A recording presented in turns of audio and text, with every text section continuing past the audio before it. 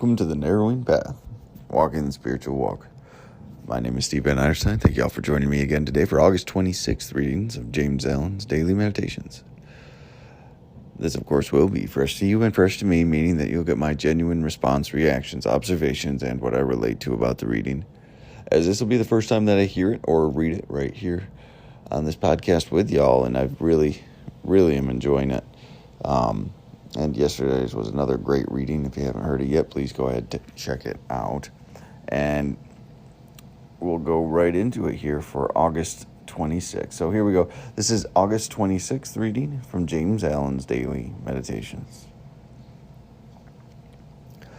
Where self is, truth is not. Where truth is, self is not. Upon the battlefield of the human soul, two masters are ever contending for the crown of supremacy. For the kingship and domination of the heart, the master of self called the prince of this world, and the master of truth called also the Father God. In every soul the battle is waged, and as a soldier cannot engage at once in two opposing armies, so every heart is enlisted either in the ranks of self or truth. There is no half and half course. Jesus, the manifested Christ, declared that no man can serve two masters, for either he will hate one and love the other, or else he will hold on to one and despise the other. Ye cannot serve God and mammon.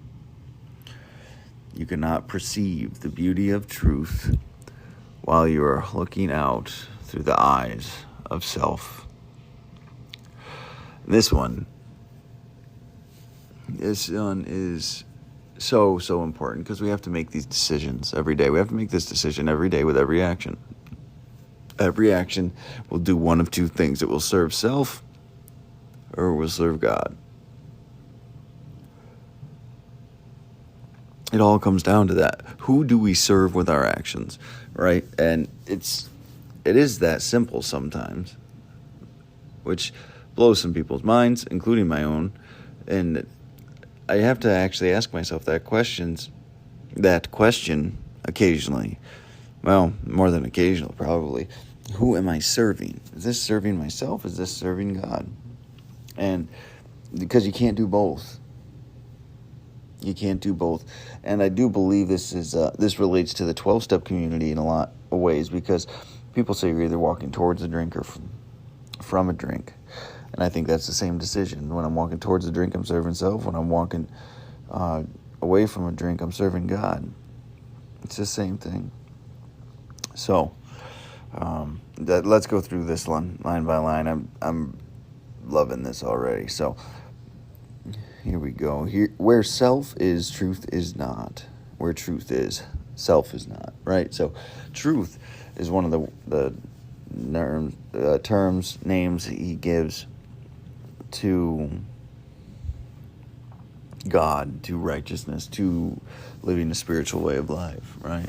To believing in a power greater than yourself. So when you're either living spiritually and serving that higher power and serving that God of your understanding, or you're living for yourself, serving yourself only, living a selfish and self-centered life. You can do one, not the other. Upon the battlefield of the human soul, two masters are ever contending for the crown of supremacy, for the kingship and dominion of the heart. Two masters. I love this. I love how simple he keeps this stuff. I love just how he equates it, because it just is so true for me. And like I said, sometimes it's just as simple as asking the question and using our will to serve the proper, how to say this, using our will to be in service to God and others is the proper use. Using our wills to serve ourselves for our own self-indulgences and gratifications is not the way to do this. And through doing those things and living that way of life, we can get a whole nother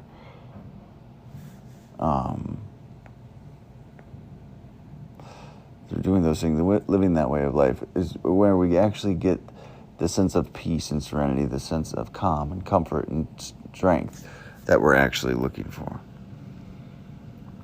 So it's just funny when we take the road that doesn't look like we're going to get what we want, we find something that's more than we ever could have expected. So, and he goes on to describe those two masters.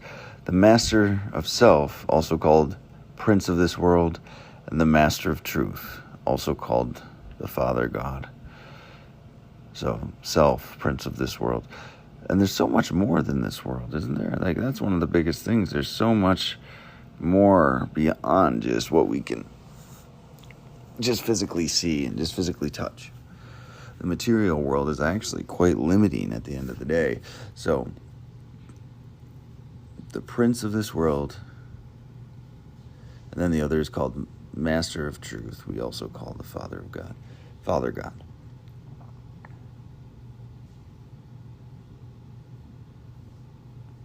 Who will you choose?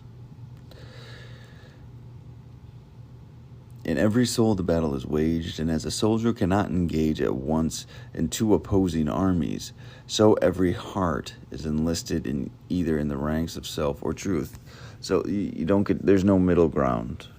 There's no fence to ride here. There's no lack of choice being made. Every time you don't make the choice or to think you're avoiding making the choice, you're serving yourself. You need to.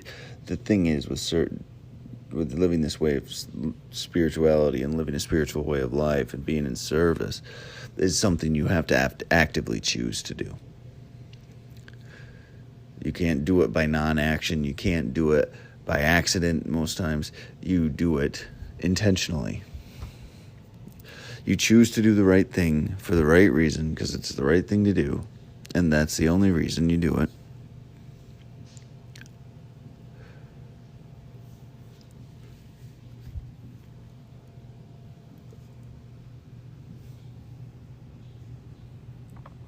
Anything else is serving self. In the army of, how do you put it? Let me see. Enlisted in the ranks of self. Anything else besides choosing to intentionally serve the God of your understanding is to enlist in serving yourself. He says, I guess just read the next line. Yeah, there's no middle ground. There's no fence riding. There is no half and half course. It's one or the other.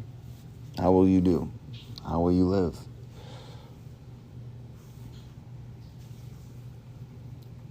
And some might say this is a very black and white choice, and I think it is that easy. I think it is black and white. I think it is one thing or the other, and they walk very, very different paths, as scary as that might seem. Then he talks about Jesus stating, Jesus, the manifested Christ, declared that no man can serve two masters, for either he will hate the one and love the other, or else he will hold to the one and despise the other. Ye cannot serve God and mammon.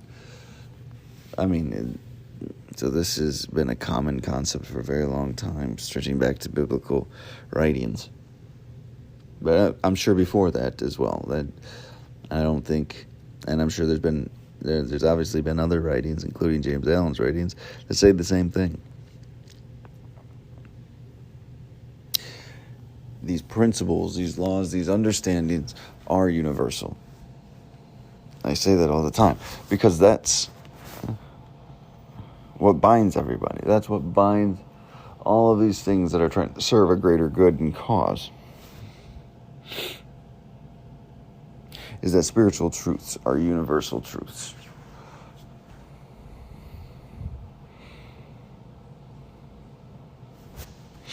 All right, and now he ends it with this. You cannot perceive the beauty of truth while you are looking out through the eyes of self.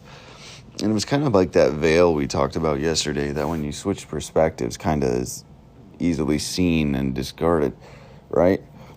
But when you're looking at this world through self, you're going to miss through the eyes of self. So a selfish and self-centered perspective, right?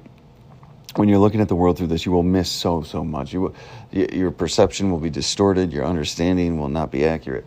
Everything will be different. And you just don't even know that's what you're missing out on. You don't even know that that's what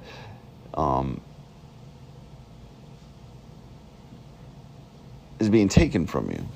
Or you're choosing not to take for yourself. Maybe is a better way to say it. The beauty of the truth. It won't be there. You won't be able to see it. That's one of the biggest things I've found for myself, is that I didn't even know what I was missing in so many ways.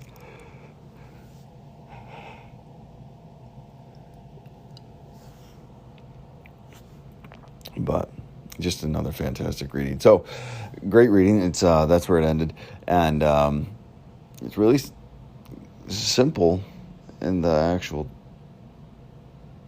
concept being presented tonight. What's your choice? Who do you serve to choose? God or mammon? Your God or yourself?